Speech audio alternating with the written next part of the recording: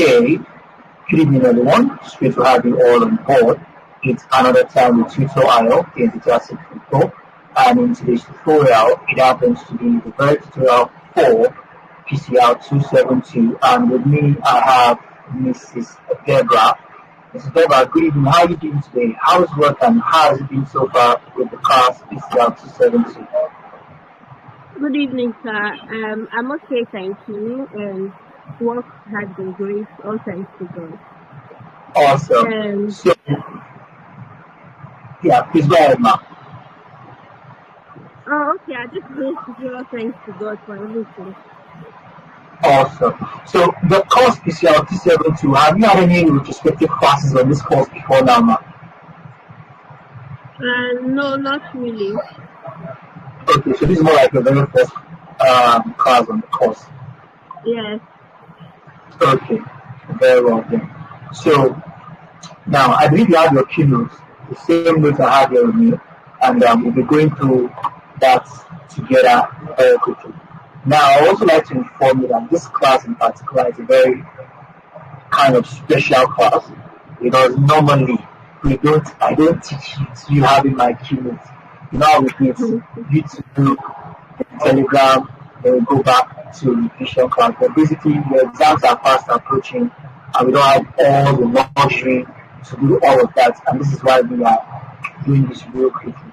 So this is a course that has a lot to do with peace building, resolution, conflict handling styles, and methods. So to start with, on the very first thing that was discussed in the course material itself, it started with peace building.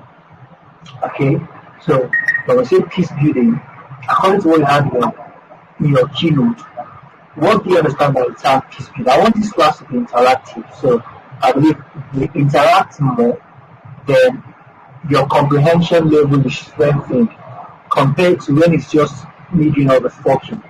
Are you okay with that? Yes, sir. Yes. Awesome.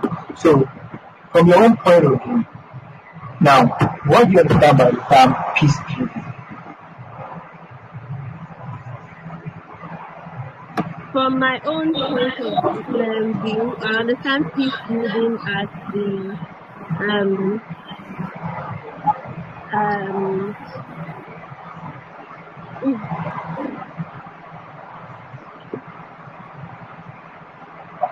from the word peace and building. Alright? I don't want you to stress yourself much. I want you to be I want to make this life as smooth, interesting as it can be.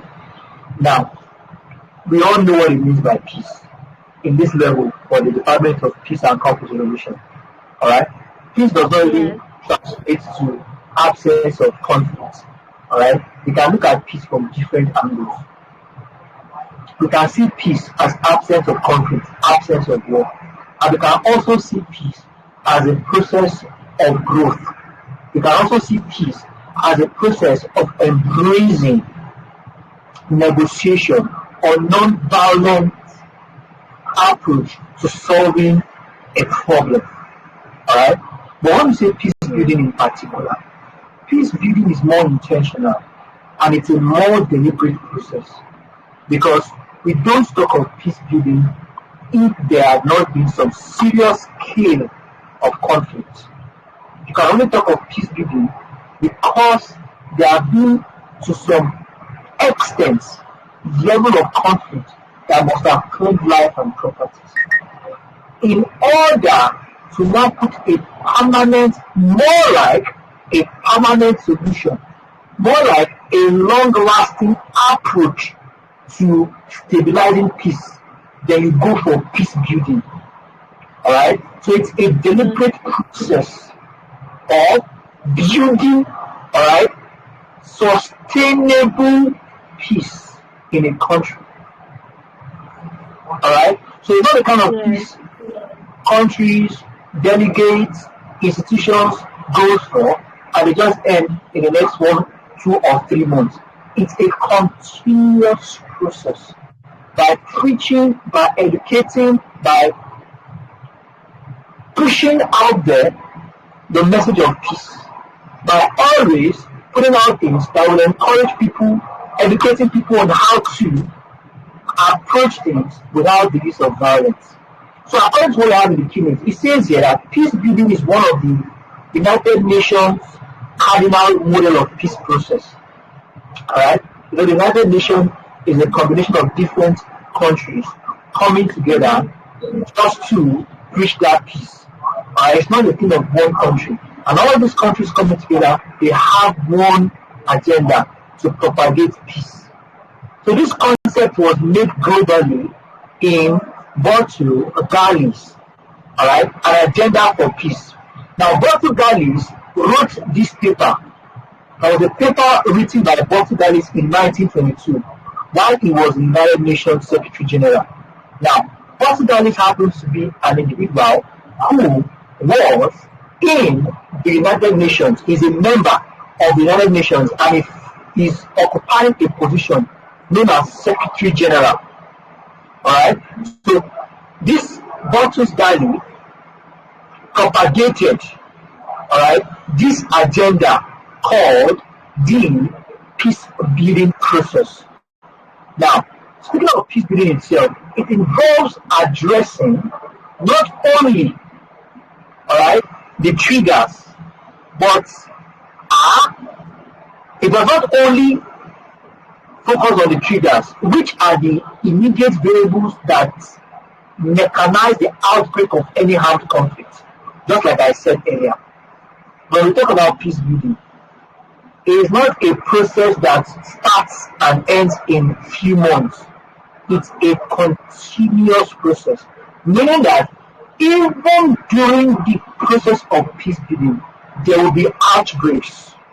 There will be outbreaks of conflict. But what makes the peace building process effective is by, okay, I think she's Miss Justina. Good evening. How are you doing today?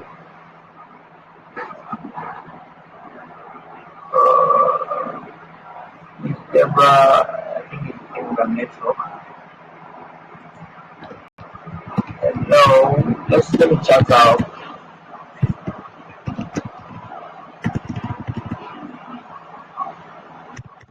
Miss, I noticed that you were no longer in the class as well, so I had to take a pause. Are you with us now? Okay, can you hear me now? Yes, I can hear you. Awesome. So I was trying to explain, alright? I can't go down in the keynote. We're informed, we're told that even during peace building process, certain triggers still occurs. Alright, and that is very true. In as much as we have people, not one, not two, not three, not four, coming together, relating together, there will always be conflict. Alright? But when it comes to peace building does not only focus on temporary solutions, like I said earlier. It is more about a long-lasting peace process. Look at what it says here. It says it involves addressing not only the triggers, which are the immediate variable that mechanizes the outbreak of any armed conflict. Alright? It does not only attend to temporary solutions, alright, of helping to quench the fire of any outbreak. It does not end there. It is intentional about a long-lasting peace strategy. That is what makes peace building unique. Alright? So in your material there, it is categorized into how many, please? 2 categories. Okay, and they have the pre-conflict peace building and post-conflict peace building. Awesome. The pre-conflict. When we say pre, can you tell me what it means? And when we say post? Okay. Pre is before the conflict or during the conflict, and then post is after the conflict. Exactly. Just like it says pre. Like when you pre-order, you do something ahead of time. So, like I said earlier, and we have just been confirming that this category is the pre-conflict and the post-conflict. So, when we say peace building now, we want to take some more definitions on it, according to some scholars. According to the British Army in 1997, alright, they see peace building as something, alright, they see it as the action which supports political, economy, social and military measures, alright, and structures aiming to strengthen and solidify political settlements in order to redress the causes of conflict.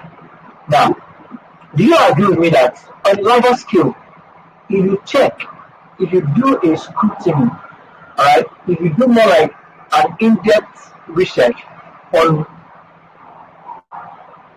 an in-depth research, please just give me this 2 minutes, let me pick this call, please. Okay, sir. Anyone who has class, who has been after class, man. Share mind, man. Hello, ma'am. Okay, thank you. So, yeah, I'm sorry about that. So, do you agree with me to some extent that, although I start to be corrected, if you look at the main problem in any country, it is politically influenced. Do you agree with me? Yes, sir. Irrespective of the problem, if you look deep into the problem, indirectly or directly, it is caused by political decisions. So if you agree with me, can you explain your point, please? Why do you agree with me? I'm Okay, I saying agree this. with Sorry, ma. I'm saying this based on the definition of this British Army that says political settlements. That's what I'm trying to underline. Solidify political settlements. Then when I said most of any problem in any country is politically influenced, so there can be a solidified political settlement. It will solve almost all the problems. So, why do you agree with me on that, man? Okay, I agree with you that most of the problems in countries or some countries or countries in the world is influenced by politics. It's because probably different countries are fighting towards a particular. Let me use. Excuse me. This studies is not to influence violence, but let me use Russia and Ukraine for example. I think, to the Okay. best of my knowledge, the cause of conflict in Ukraine, in between Ukraine and Russia, is due to a particular piece of land or a particular place. That's what is causing the conflict between them, to the best of my knowledge. And one person does not want to settle for the other person. So it now gets to a point where it's now a political conflict where leaders are now fighting towards a particular thing. Instead of just settling the whole matter and let everything rest, they now Yes. fight to prove themselves who is stronger and who is more stronger. Yes. Thank you very much for that. Now, you might even amuse you that some of these citizens, those people want this war. Even some of these Russian soldiers, alright, fighting this battle, don't even want to, but they are tied to the call of duty. And on a large scale, as you have said correctly, a lot of things happen in the country because of the government. And let's not forget, if we look back to the genesis of why we even have government, there was a time there was no government. And Thomas Hobbes, referred to this time as a very savage, right, and dangerous time, whereby Anyone can just wake up and determine to take another man's life, and nobody will hold him. Nobody will. Responsible. Can, nobody can just accuse him of challenge him because it was the survival of the fittest. But fine, people needed to give up their power. They need to give up their rights to a body that will in turn protect them. Alright? And by doing this process, there is alright part of the contract or part of the agreement that binds them to the government. Alright? So a lot of things goes wrong in a country that people can't take the law into their hand because they have submitted their rights to the government to take on their behalf, to think on their behalf, do things that will in turn favor them. It's a thing of scratch my back, I scratch your back. So now, talk about peace building from the angle of the British Army in 1977. It is particularly concerned about solidifying political settlements. When the government on the large scale now do what they're expected to do, there will be no need for a lot of conflict. Let's use Nigeria as an example. Considering all what is happening about insecurity in the country. Now, these people that are perpetrating this insecurity everything, they are human beings. They need to eat. They need to feed. I am not encouraging or justifying their means of going about their business. Alright? But if there was enough job to go around for everyone, if the government is doing what they are expected to do, irrespective of whether it is a particular region, all regions are expected to receive the same, if not more, attention from the government. Alright? Government has done what it is expected to do. Perhaps, just like what we are being told, if there was a solidified political settlement in all states of the country, in all 36 states, perhaps we will be seeing less or nothing of what we are now experiencing as a state of insecurity. Alright? So when we talk about peace building, it goes a long way with the government activity. It goes a long way with political activities. Now let's take a step further.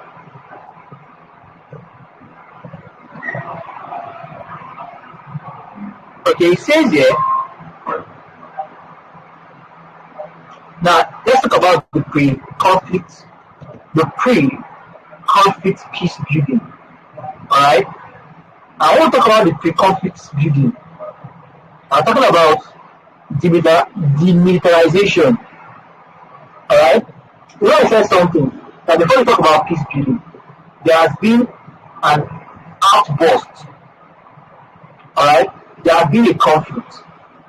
So, in order for you to now minimize or reduce the barest, because there's already a conflict, in order for you to minimize or reduce the barest minimum, the possibility of another outbreak, then you need to do peace building. So before you start peace building, you need to do what? According to what we have here, the militarization. It's actually the militarization. Alright, but for the purpose of explanation, I choose to use you need to demilitarize. And when we say demilitarize, what are we talking about? We can classify it from different points of view. First, those people involved in conflicts, they have arms, they are with certain mentality. So you need to, what is the problem? Why are these people calling me this night? Sorry, just give me a moment. It's very unusual call. Hello?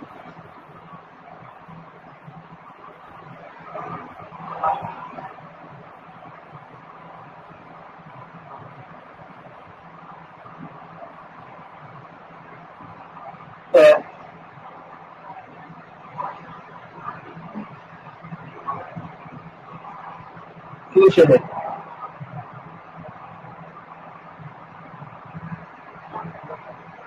okay, wọ́n bí balógun pè mí lálẹ́ ẹ̀bùn mo wà ń pass mo ní máa pọ̀ padà mo wà ń pass gan mo rí kọ́ ẹ̀ báyìí mo kọ̀ bẹ́ẹ̀ wá aṣọ tó kò sẹ́ni iṣu náà ni máa pọ̀ ẹ̀ padà má ti parí class.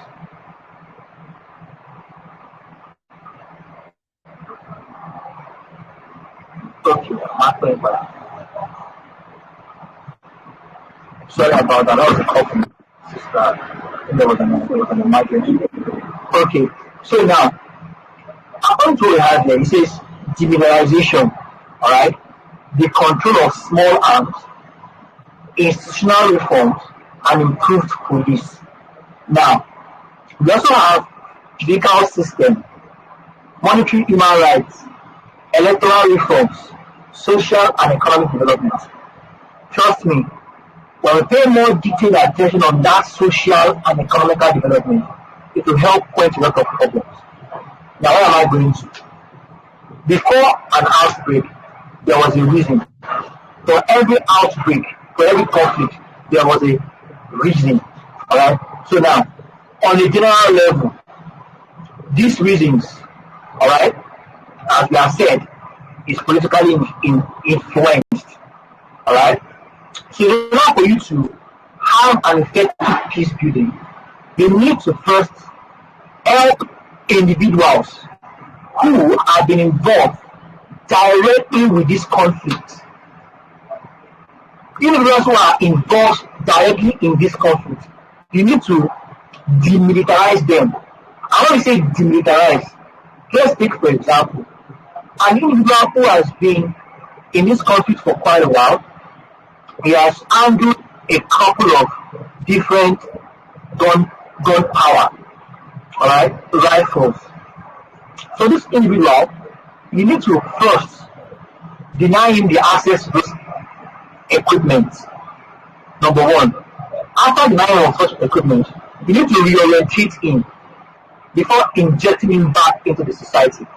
And if you are injecting him back into the society, you cannot leave him to go and fend for himself. You need to empower him. Alright? So, the is not just taking away what, yes, alright? Because it's a very easy thing to do. You can take away his weapons, but if things don't go well, if the whole thing now looks like when he was even in the conflict, he was doing well. When there's no conflict, he's not doing well. So he will be tempted to go back to that lifestyle. So after denying the access to such weapons and equipment, reorientate him, then establish him, give him a life, a different life entirely. That there will be little or no influence to going back to where he was coming from before. But according to the material, we were told here that for you to have effective peace building, there are things you must do before you even initiate it. And these things are, first, neutralize every individual involved in this conflict, which we call demilitarize or demoralization. Then you need to evacuate, you need to eliminate, you need to ensure you collect, because definitely true when in the time of conflict, arms fly around, whether small or large, irrespective, they fly around.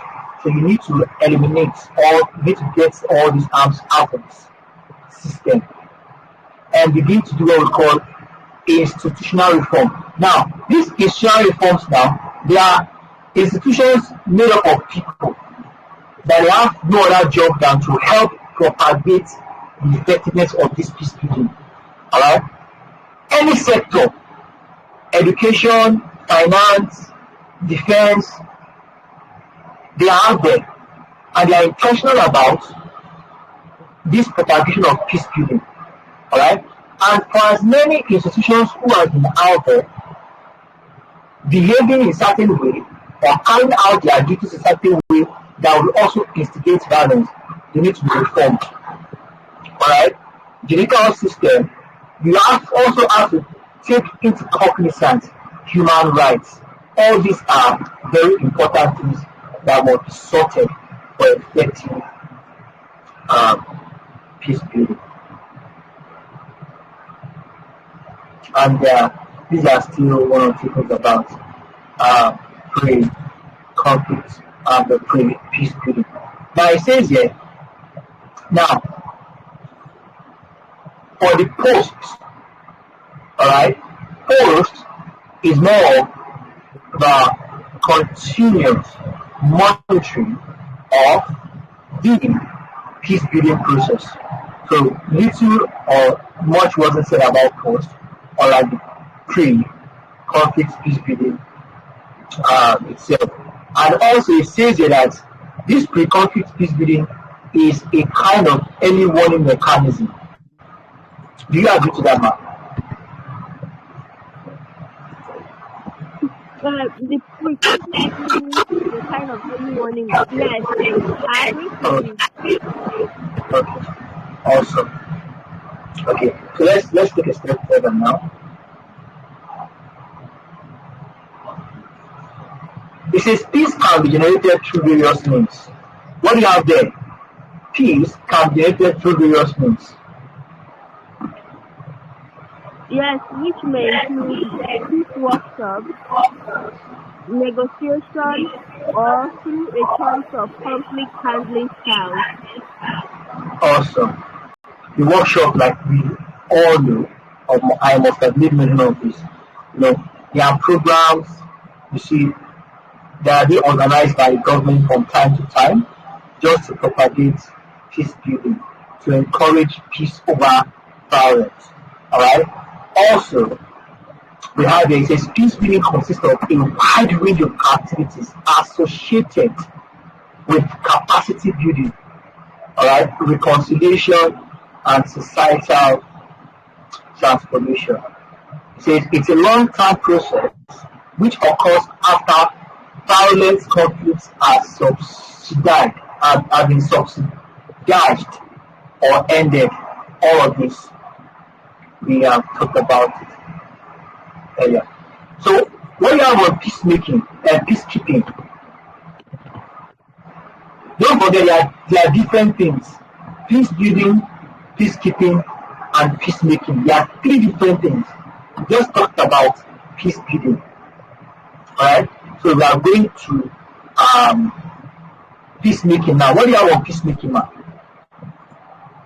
Peacemaking is only a proactive response to imposing some order and enforcement actions in the separation of the parties in armed conflict. Awesome. So let me get my water, please.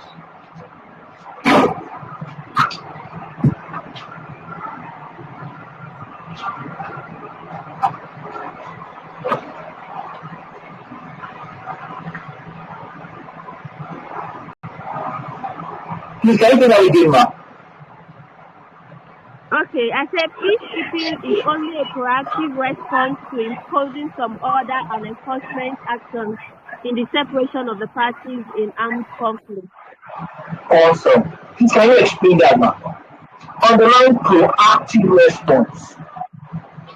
Okay, so I think peacekeeping comes in after peace building, because after we must have after creating peace building, the government needs to make sure that peace building is consistent. So peacekeeping comes in. It enforces that every individual must align with peacekeeping to make the peace last longer, to keep the peace last longer.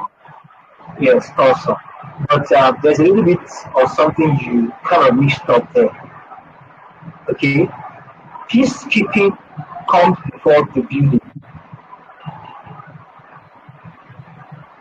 Building comes after. You cannot build peace if you have not been keeping peace. Okay. Now let's look at it. Let's look at the triangle now. Let's use the triangle for example. From the top to the bottom. The bottom is slim, which that's where we have peacekeepers. Then next to the peacekeepers we have peacekeeping. And the wide bottom which is peace building.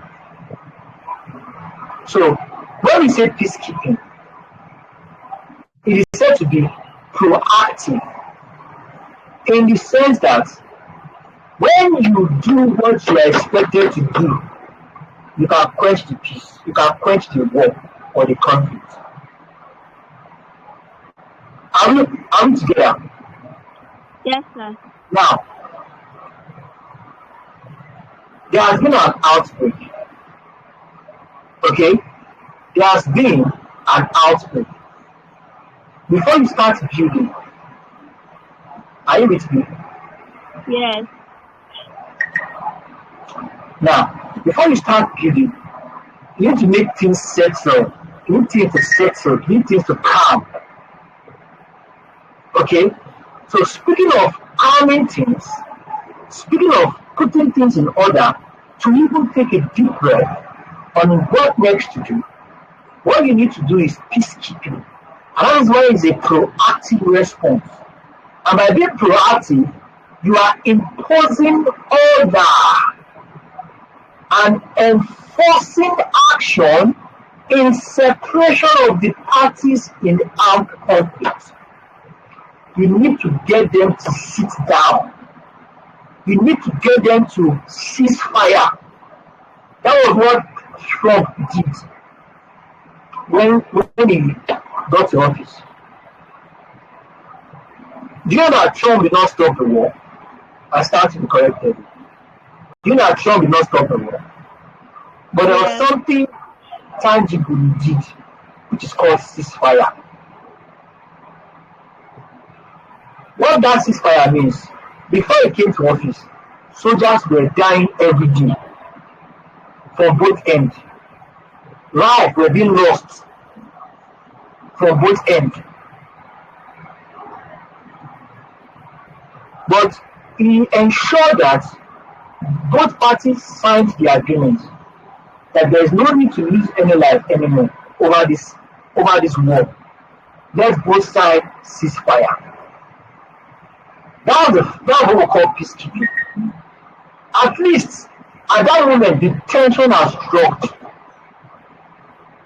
Then other peace handling strategies can be introduced because now both parties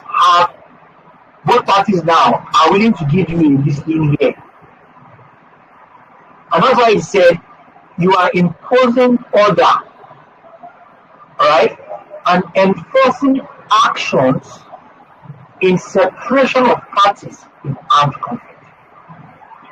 So for peacemaking, what do you have under peacemaking? For peacemaking, it says that peacemaking is thus the process of forging a settlement between the disputing parties. Thank you again, ma'am.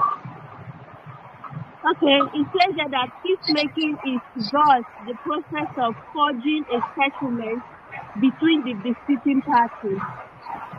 While this can be done in direct negotiation with just the two disputants, it is often also done with a third-party mediator. Awesome. So now, do you see how this thing is now being arranged?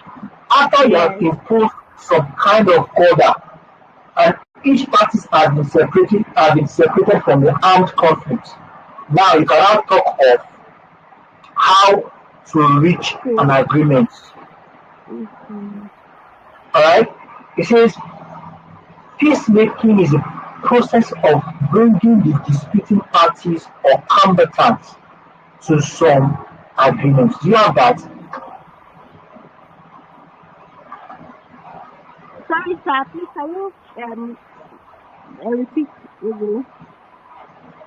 It says here that peacemaking is the process of bringing the disputing parties or combatants to some agreements. Yes. You have that, right? Yes, sir. Awesome. And just like you have rightfully said, a third party can be required, alright? That third party is referred to as what? Mediator. Awesome, awesome.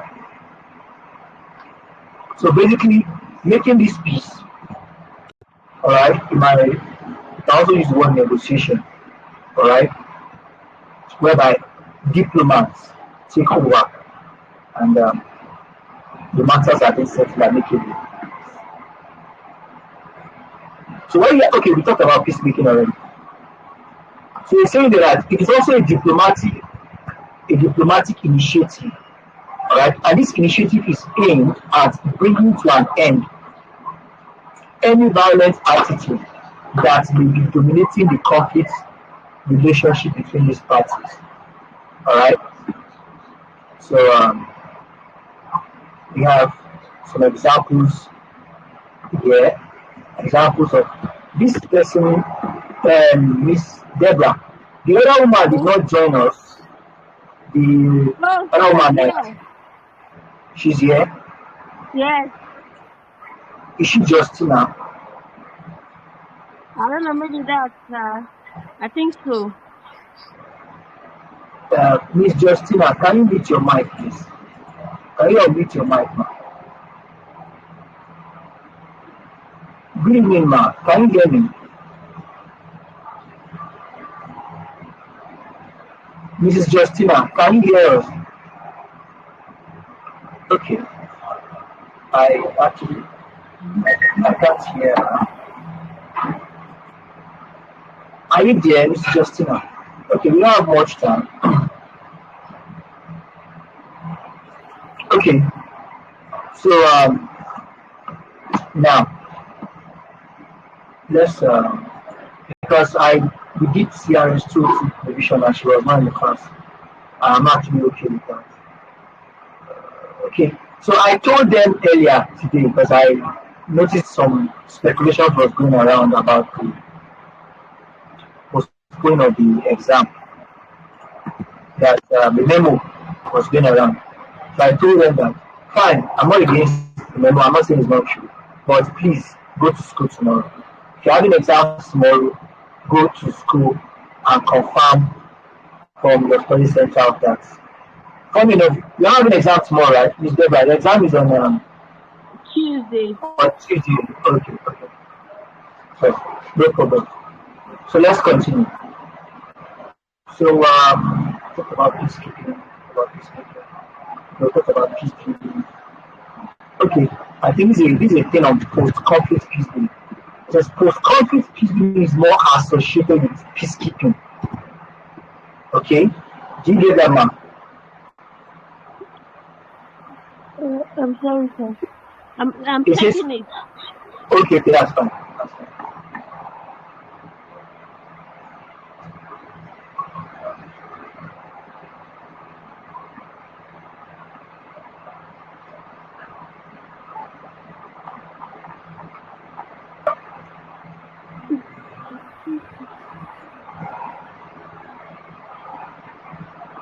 Now the activities that happen after peacekeeping has taken its effect.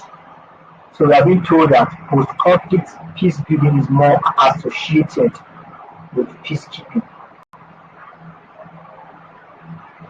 So we said peacekeeping now has to do with you imposing order.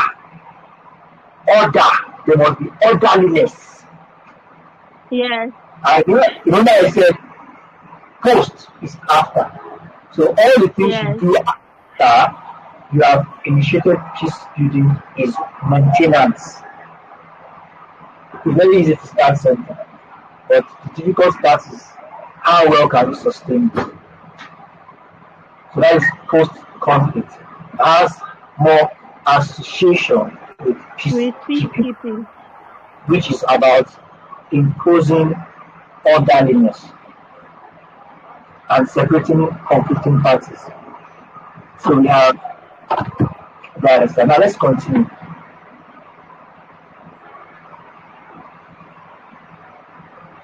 So it says the concept of peace building. Okay. But just before then, he said that long-term peace building is aimed at providing opportunities to meet long-term needs of the old combatants. So you know I said it before. I said peace building is more of long-term than short-term. Yeah. Right? As I've been told here, it provides the opportunity to meet. All right, this thing we're talking about is reality. Is reality. Can imagine someone who has always lived can enjoy himself from the proceedings of crime. If this person now turn a new leaf, alright, and when I say crime, let me not use the word crime, because I'm not talking about crime, I'm talking about conflict. From Yeah. conflict.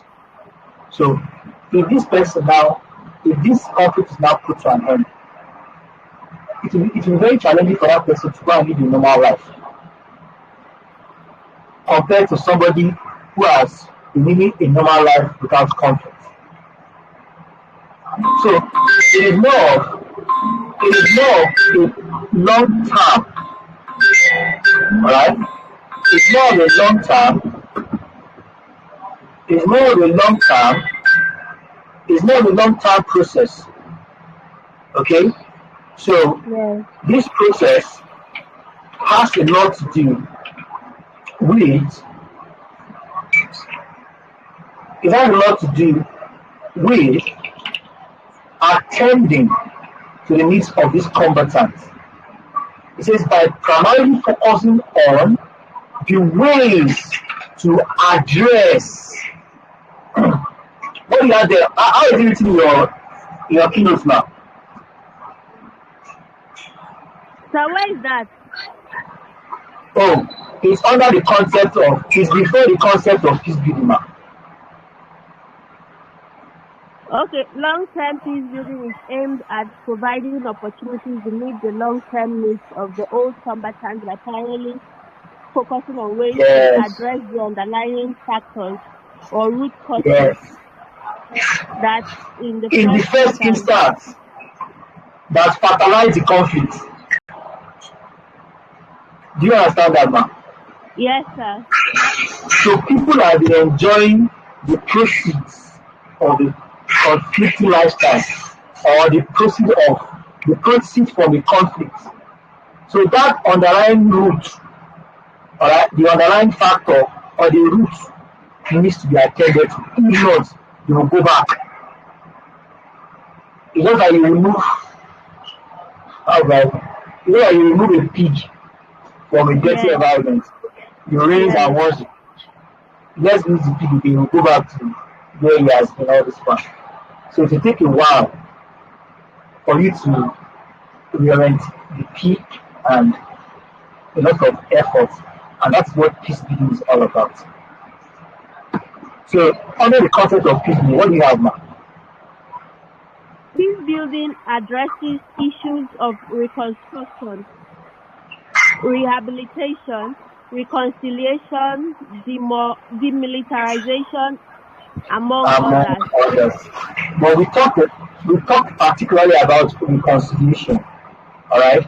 And when we say Yes, reconciliation, it's an avenue for the old combatants, all right, and the displaced population to express their pain and agony, address the root cause of the conflict in the promotion of mutual cooperation through what? Justice, justice, mercy, truth, and forgiveness. mercy, and forgiveness.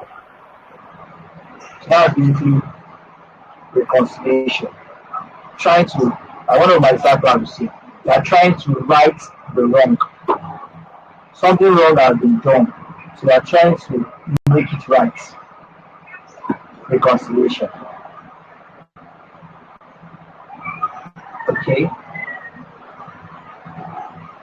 So under reconciliation, we see apology and forgiveness. What do you have under apology and forgiveness? Under Please go ahead. Yes, apology ma'am. and forgiveness are very important elements of reconciliation and peace building. They are two Exactly. sides of the same coin of emotions. Exactly. It usually expresses feeling and convictions. When you say you are sorry, you have Yes. to be proof that yes, this man is really convicted of his decision. It's not just a lipstick or a lip sync that you are doing. It says here that it enables former disputants to appreciate the pain and agonize that each Agony of them suffered. Agonies, I mean to say, agonies each of them suffered in the course of in the course conflict. of the conflict. Because definitely both sides are losing. When it comes to conflict, one side is both sides are being affected. That's just it. It's not a matter of which side is being affected more. Okay? So we have that is that. So what we have on reconstruction. On reconstruction enables the post-conflict society to have another opportunity through building of social infrastructures that were destroyed as a result of the bloody conflict. Do you have your keynote printed out or is on your system? I have it on my system, on my phone. Underline I'm using that my phone. rebuilding. Okay. I want you to highlight that rebuilding. Well, that's a key word here. Reconstruction, rebuilding. Because I'm doing the same thing here. Alright, so when we talk about reconstruction, it has a lot to do with rebuilding. Things have Yes, been lost. rebuilding of infrastructure such as hospitals, roads, schools. My goodness. Okay. Sorry about that. I think I'm out of gas. But I think I can use Okay. mine. It's okay. What, at least you can hear me, right? Yes, sir. Okay, awesome. Let me just resort to my backup. And let's hope this friend will restore the energy soon. So now, okay, so we have reconstruction, we have rehabilitation. Rehabilitation is also very important. As a matter of fact, it to me is the most important part of the whole process because Yes. this process involves trying Military. to. Um, It's the most Building difficult process in the sense that in conflict yes, you need to, according to what we have, it says ex-combatants, displaced populations, and refugees, refugee opportunities of demobilization and reintegration through provision of some strategic peace building measures yes, the like one that caught my employment attention. opportunities, Yeah, creativity, and awesome, vocational skills. awesome. The one that caught my attention the most is the trauma healing. The trauma healing. You know, apart from the physical loss, when it Yes, comes to conflict, the a lot of mental trauma. yes, a lot of things are being lost that cannot be repaid. Buildings can be rebuilt, road can be reconstructed, lost jobs can be given back, lost destroyed businesses can be rebuilt. But there are some things you lose that might never be rebuilt or can never be returned to you. So the emotional trauma is enough to want you never want to put you in a situation whereby you don't want to. It puts you in a situation of what we call retribution. You understand what it means by retribution, right? Yes, Probably, kind of. probably you feel that the other party made you lose something very important, and you have you become resolute in the sense that you also want to take something they have taken from you. Yes.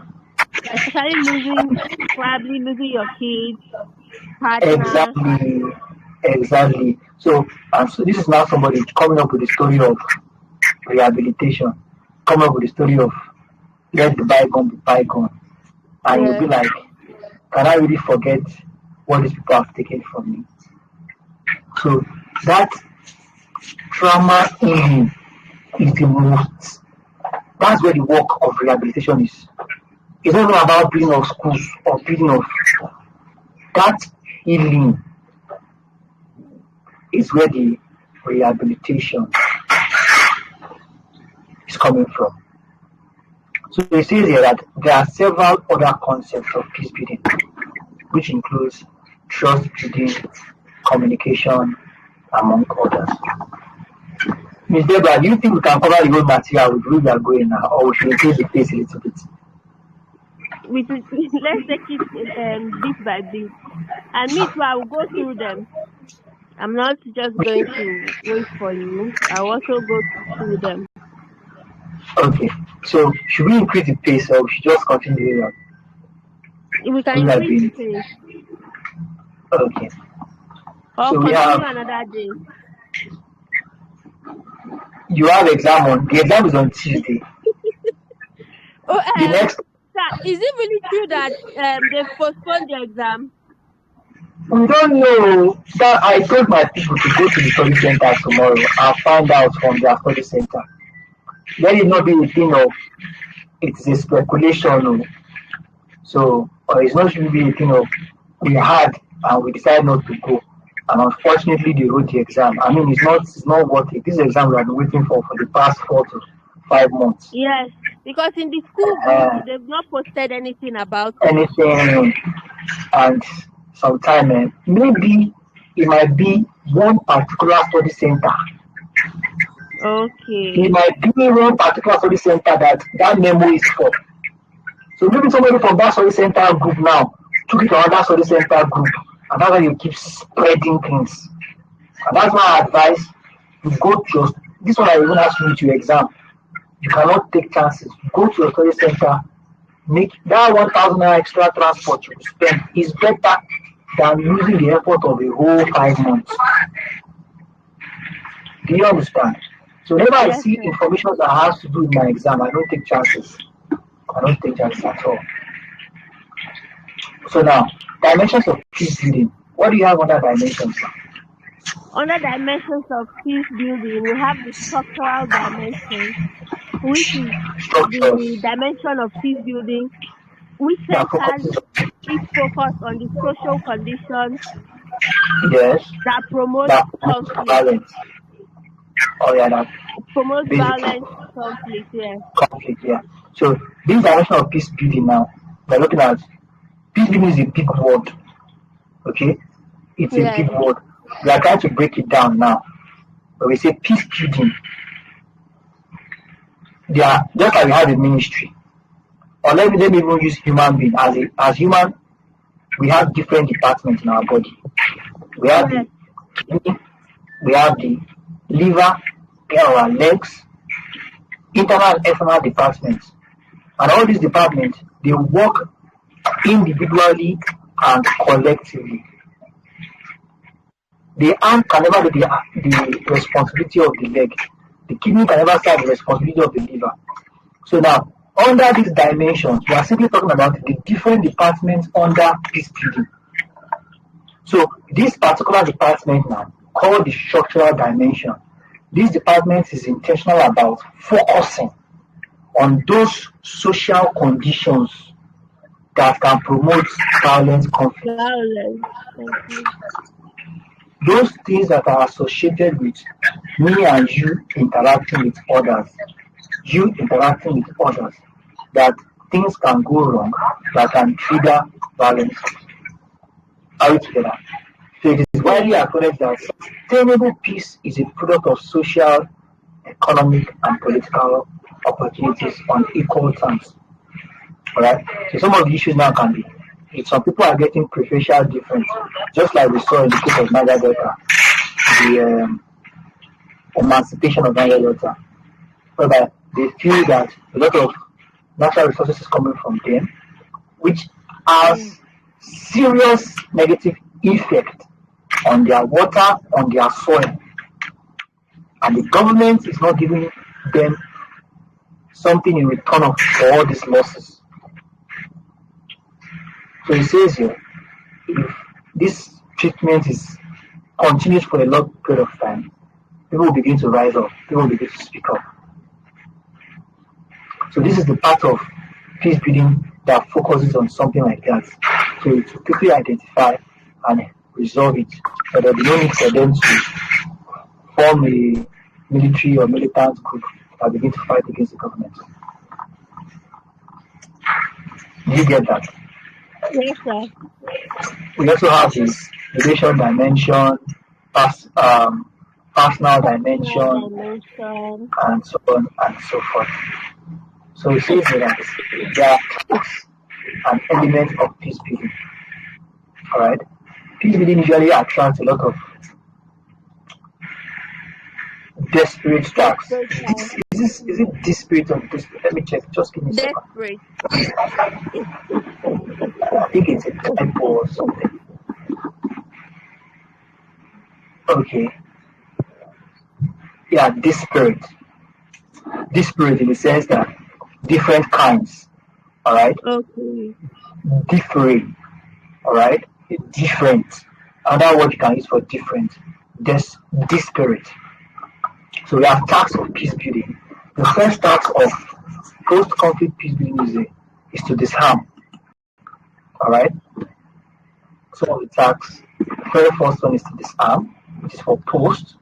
Peace building effort is international organization and okay, hampered by attitudes. Okay, here is just the an emphasis on the effort of peace building. We have in March 1990, 2 years after it started, a mass repatriation of Liberian refugees at a cost of 60 million. Basically, these are some efforts pulled on peace building. Alright? There are some efforts pulled on peace building. And we have some abbreviations here. The UNHCR, Commissions for Refugees. We also have Revolutionary United Front, is RUF. And all this basically has to do with peace building. Alright? So let's good governance, okay? All this still falls under tasks of peace building. So basically, we have the building of social infrastructure, good governance, building trust, and so on and so forth. So we also have the elements of peace building. What do you have under the elements of peace building, ma'am? Under the elements of peace building, we have the socioeconomic and political equity, the participatory and constitutional democracy, respect for human rights and rule of law, independence and responsible judiciary, the militarization and promotion of pacific settlement of disputes. Awesome. Please give me a moment. Let me change over to NEPA, so in case there's lights. Okay, sir. NEPA is wrong. ABC, I need to see.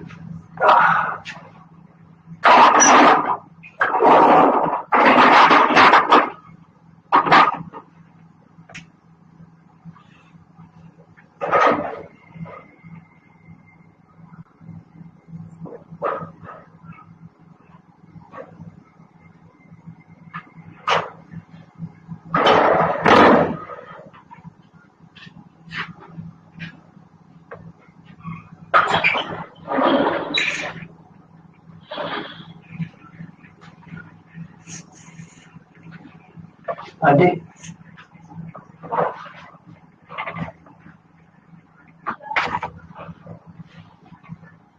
Just a moment, please.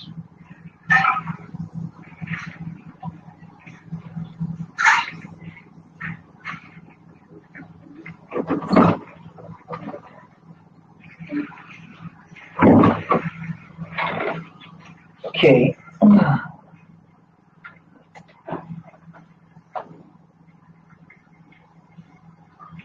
So now, what do you have on restorative justice?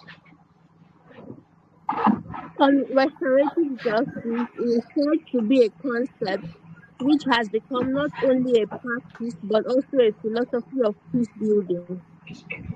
The practice of restorative justice derives its foundation in the values which effectuate a promotion of mutual respect between parties of their needs rather than positions. Awesome, awesome. Now, let's make it let's break it down. It's an approach to justice that focuses on preparing, all right, the harm caused by crime. Are we together? On the Yes, victim sir. or the offender, all right, to be persecuted, or the wrongdoer faces the wrath of the law. Now, the word restorative simply means we are restoring. Why do we have justice? Justice is out there to get to get to to execute orderliness. All right. We're not talking about justice if we don't have it in mind that definitely some people will be wrongly, all right, treated. Mhm. Some people will be trampled upon. So, in order for them to have a voice, we have to treat them fairly, impartiality, equality before the law. So now, we're not talking about restoring justice. That means the justice was never there for those that it should be there for. The justice has not been effective. So for you to now make the justice effective, it has to be restored. Now, do you see how this is entangled with peace building? Remember we said something about building trust and communications among others.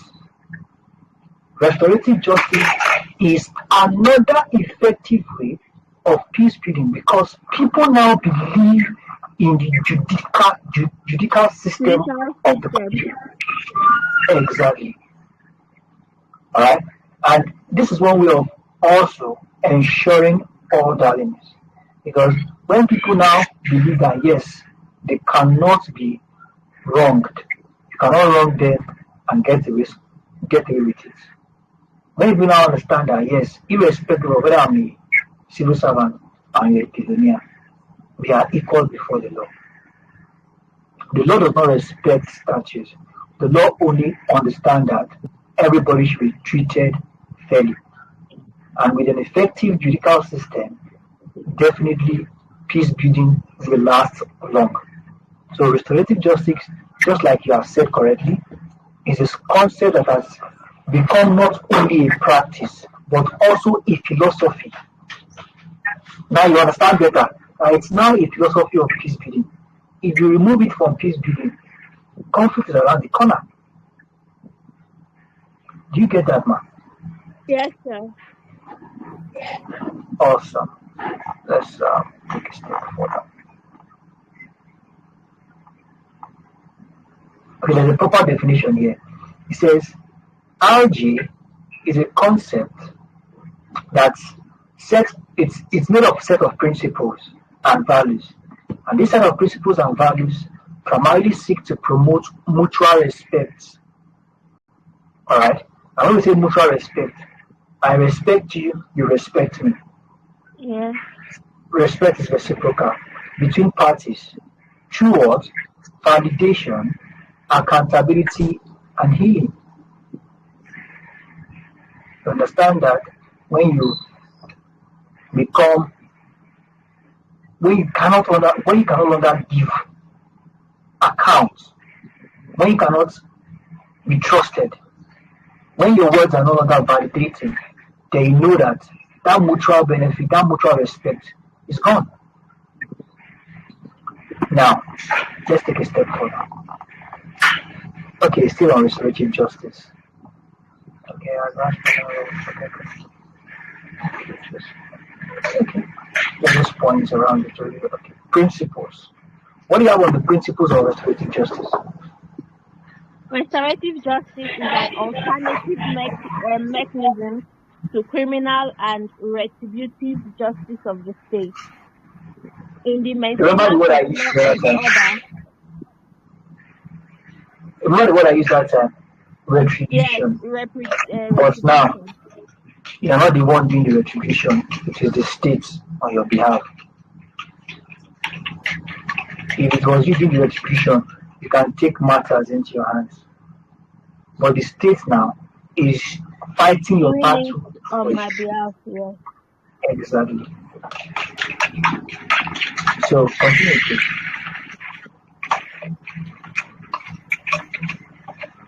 Okay, it says here, in maintaining the law and order, as well as the promotion of peace and harmony among people, states' primary objectives are founded upon retribution, deterrence, incapacitation. Retribution now, they are fighting your battle for you. And the reason why they are doing this is because when they use one person as scapegoat, others The will rest run of away the from it. people will learn. That is deterrence.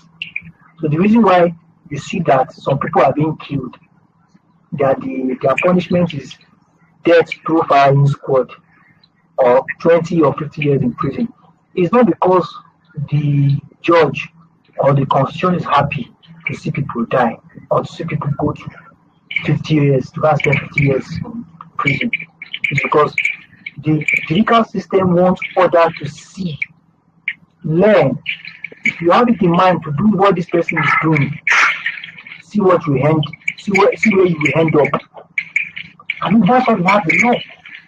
But if unfortunately, if the reverse is the case, would you say there's a law?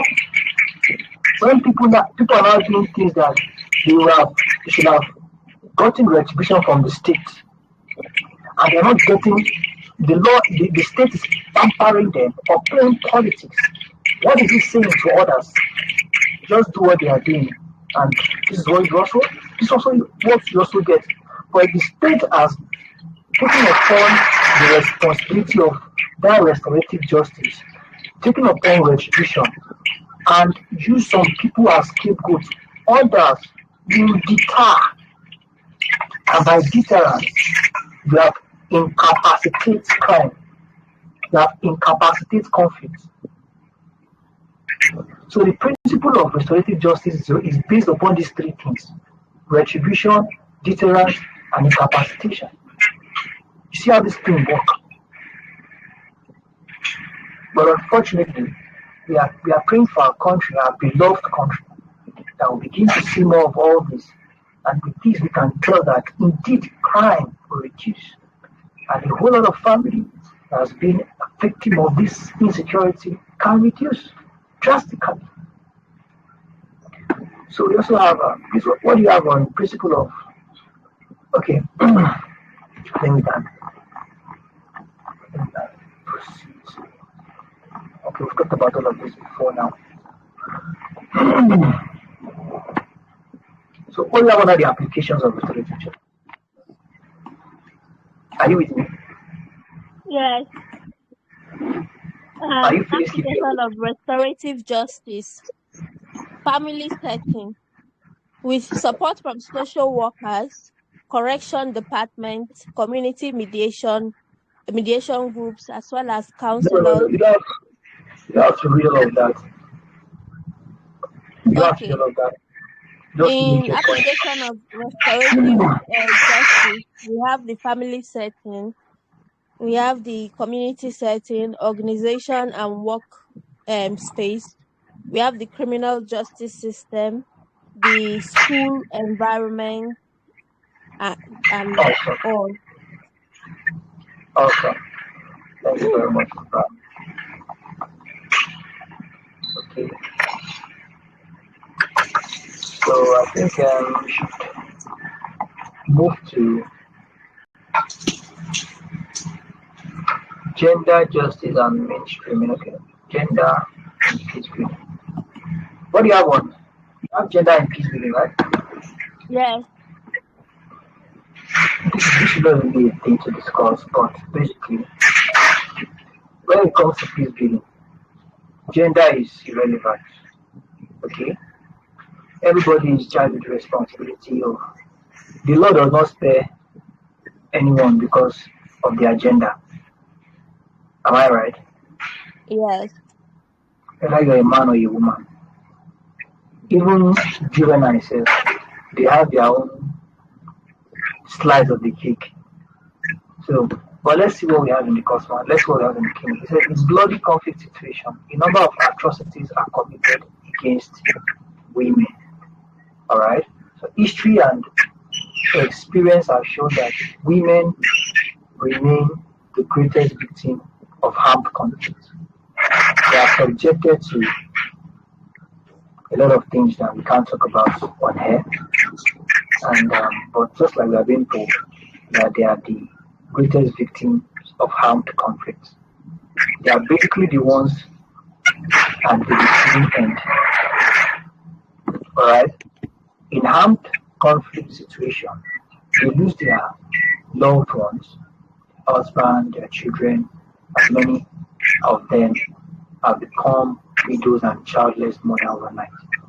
They also lose their dignity, their honor through one of the things I can't mention here on air.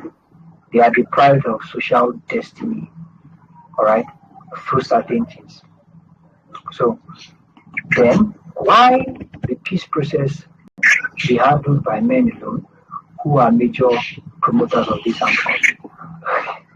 Okay, I know where you are going to now. So did you get what I'm trying to say here? Yes, sir. After seeing all of these things about how much women loses when it comes to conflict, armed conflict. So the argument is, why should it now be men who are the promoters of this armed conflict? Indirectly, we're not saying all men are promoters of armed conflict, but basically we all know that when it comes to conflict, people that spearhead it, the gender, not say people, the gender that spearheads armed conflict are basically men. So they should not be, the question is now, why should it be this same gender that spearheads armed conflict should still be the same one charged with the responsibility of promoting the process of peace building? So what I'm trying to say is, what I'm trying to tell us is that women loses a lot through this process. Alright? So if there's any gender who should be more responsible, who should be charged with the responsibility, who should be encouraged, supported the most in propagating peace building, it should be women, because they are on the receiving end. Are we together? Yes, sir.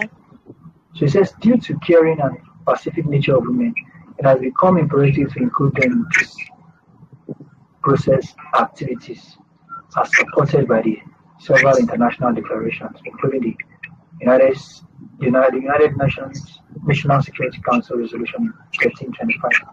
So this UNSCR of 1325 also encouraged that women should be included in the peace process activities. As a matter of fact, they should be spearheading it.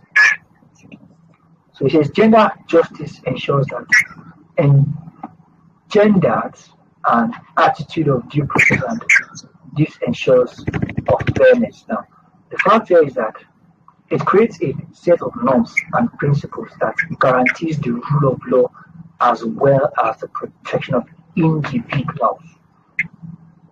Alright? So it's not a thing of, oh, it has to be men alone to do this. Are we together? Yes, sir. So, having said that, there's also something we are trying to draw to our attention here, which is gender justice. What do you have on gender justice? Gender justice is justice between the genders, that's male and female. That is a It's, definition from who? justice on a basis of equality, subject to variations required to deliver sex-based justice, equality of Who gave that treatment, definition? or, in some cases, equality of outcomes between the male and the female genders, according Okay, to who gave that Stewart. definition?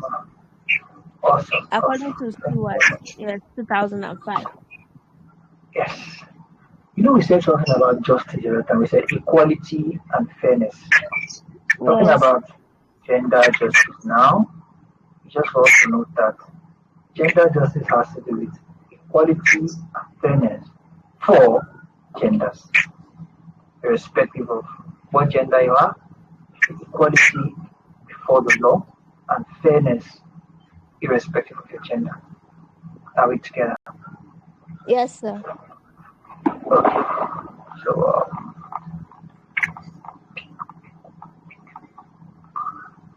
um,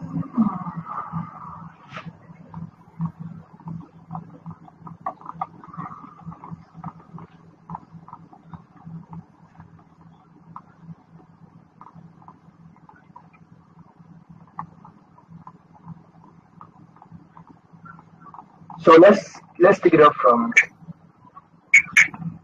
There are some abbreviations here. DRC, the Democratic Republic of Congo. We have UNIFERM, National Development Fund for Women. We have AWPC, African Women's Peace Committee. We have the FAS, as Femis African Solidarity. And we have the ICD, Inter-Congolese Dialogue. Okay. A lot of abbreviations are here, which you need to pay attention to them, because definitely you come across this. So there are some challenges of gender justice, and we have the likes of ignorance. All right, and it says that many women have remained ignorant of their fundamental rights. All right, so irrespective of the gender, there are certain privileges women have before the law. But if they don't know their fundamental right, definitely to the robbed of their face. So some challenges. We have suspicion. All right. Yes. Skepticism when it comes to the issue of human rights. But in advanced world, some advanced part of the world, a lot of women know their rights and don't. Maybe because a lot of things works in that country, but so they know their right and they can easily insist on their right. So some of these things again, we have poverty, another challenge of gender justice, poverty. So I think we can call it a wrap here for tonight. Or what do you think? Yeah, it's okay, sir. Okay. So we're supposed to start arms proliferation, production and distribution patterns. So can you take this up from your end? So by the time we are meeting on YouTube, you can answer some questions confidently. Is that okay? Yes, sir. Yes. Okay. So your exam is on Tuesday. Okay. That means we are meeting tomorrow. Thank you very much. I believe I've been able to get something in tonight's class. You have a wonderful day. And You too. bye for now. This is Justina. Good Good night as well. night. Good night, Mom.